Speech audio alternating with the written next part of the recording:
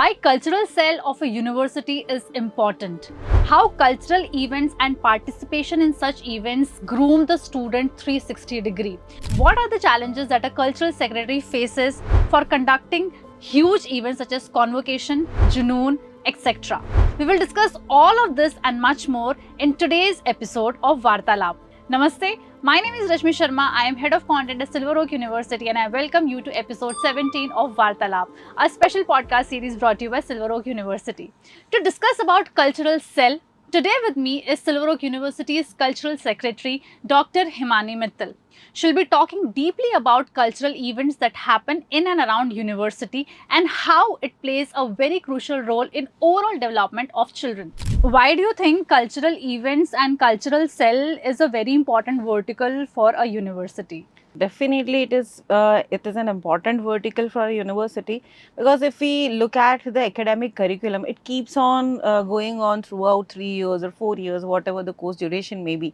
So it becomes very boring for the students to just keep on going with the books and study materials and exams and so on. So cultural cell, by organizing various activities, it tries to give a platform to the students. If they have any other artistic talent among them, then they get the platform to showcase their talents. So definitely it not only is about just performing on the stage, but it also helps the students in generating a lot of other skills into them. They can learn a lot of professional skills, like they improve on their communication as they keep on going with communicating with the students for campaigning for the events and convincing them. So they improve their communications, they do improve on their time management skills as they keep on working with the tight schedules during the events.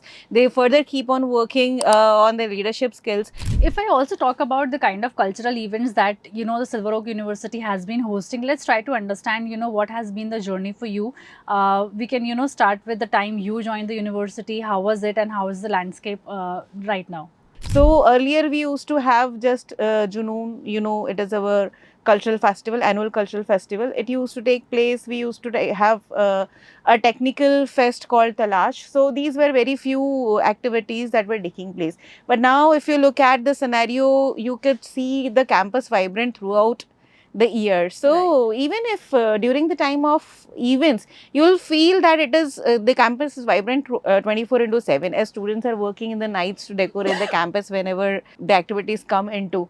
So that's very true that a lot of activities are taking place. Like now we are going on with Junoon, we are having our Rastrasya, we are having Rangmanch for the first year students, we are having a lot of festival celebrations, like we celebrated Janmashtami, we did it with the Matki food competition and all. We went with the Ganesh Chaturthi celebrations, Onam we are celebrating, Pongal we are celebrating. How do you plan and execute the entire events? I'm very sure you need to be like really robust. You need to have a very strong team to make sure that everything is at the right time, at the right place, and and of best quality. I wanted to understand, how do you prepare yourself for the event? How do you make a calendar? How do you prepare team? How do you have more participants joining in as a volunteer, so that they make sure that the event takes place at its best? See, volunteers definitely are playing a major role, because if the events are taking place, if we look at the slogan with which the cultural cell works is for the student and by the student. So mostly the events happens because of the volunteers itself.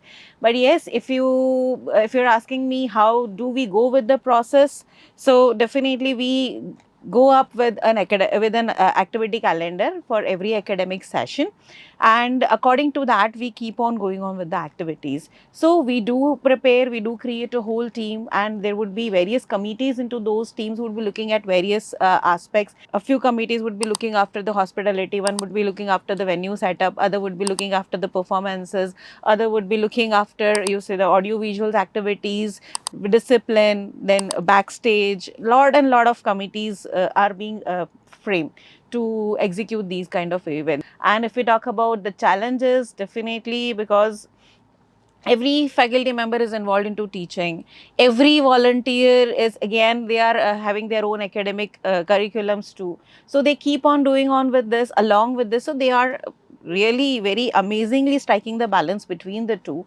So it gets difficult sometimes to manage the things, because as and when the events are approaching nearby, lot of activities needs to be done at an urgent level, and hence it requires a lot of time. Mhm. So they are amazingly managing it. So this is one of the challenge that we face. Then again, a lot of other arrangements, inviting the guests to the event. So these are challenges that we face, but then we collectively overcome with those challenges, and we make sure that the events take place smoothly. How much is the ratio of events that you conduct in-house and how much of them are done outdoors? Mainly the activities that requires the involvement of all our students. You know that working with or organizing the events for a crowd of 25,000 plus students, along with around more than 1,000 faculty members. So the events like Junoon, the events like Ras Rasia, the convocation, these are the events that take place outside the campus. Otherwise, if we talk about the festival celebrations, all of them are done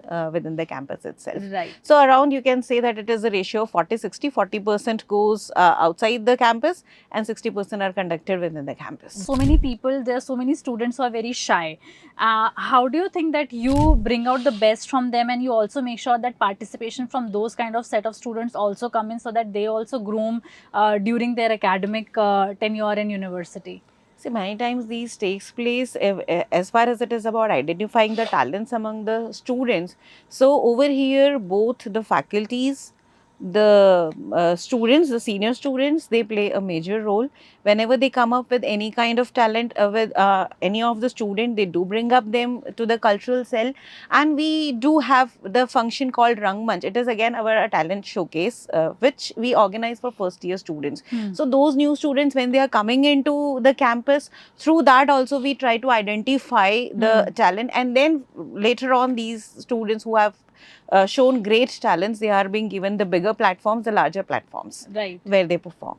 Do you have a success story of such students who exhibited these kind of non-academic skills and that was considered by recruiters and they got better placements?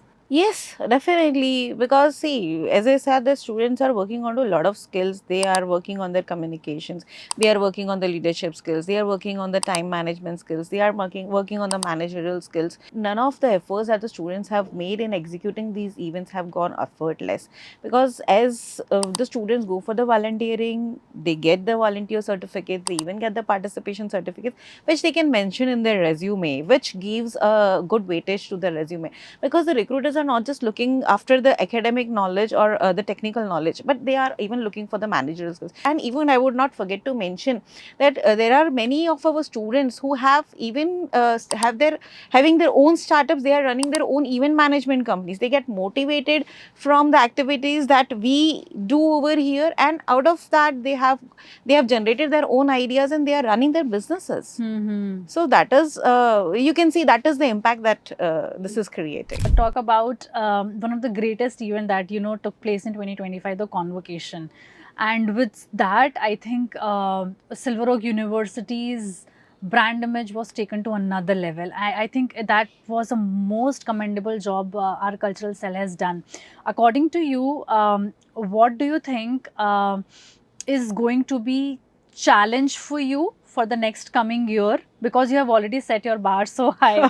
So how does it True. look like for the next 5 years? If we talk about the next convocation, see, last year we had around the public of more than 6,000 present on the venue of the campus. This time it is expected to be around 8 to 9,000.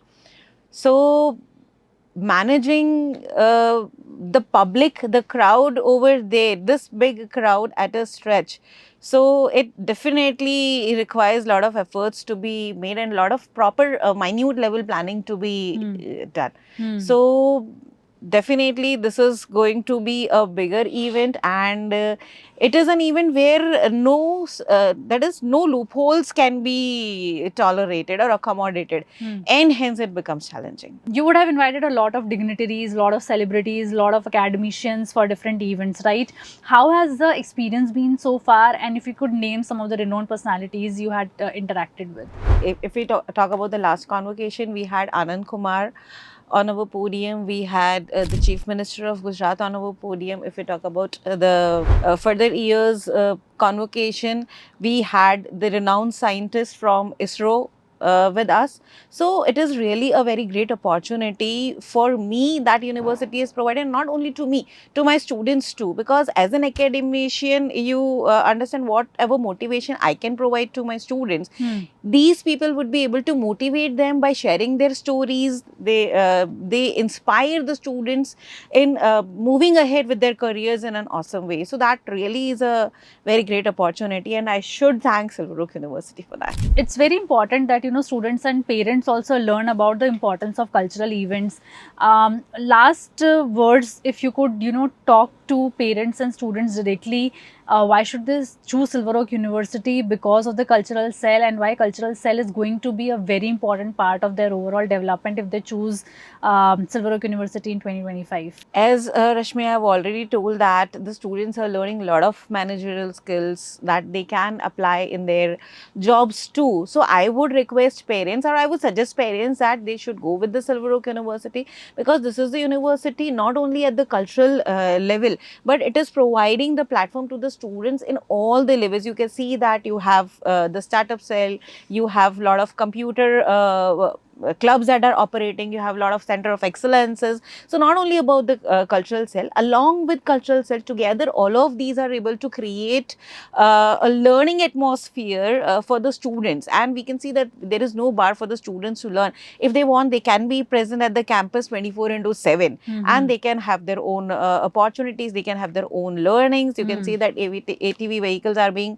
created, are being made by the students throughout the night too. So I would suggest they should go with the Silver Oak University. Right. Thank you so much, ma'am, for the insightful discussion we had.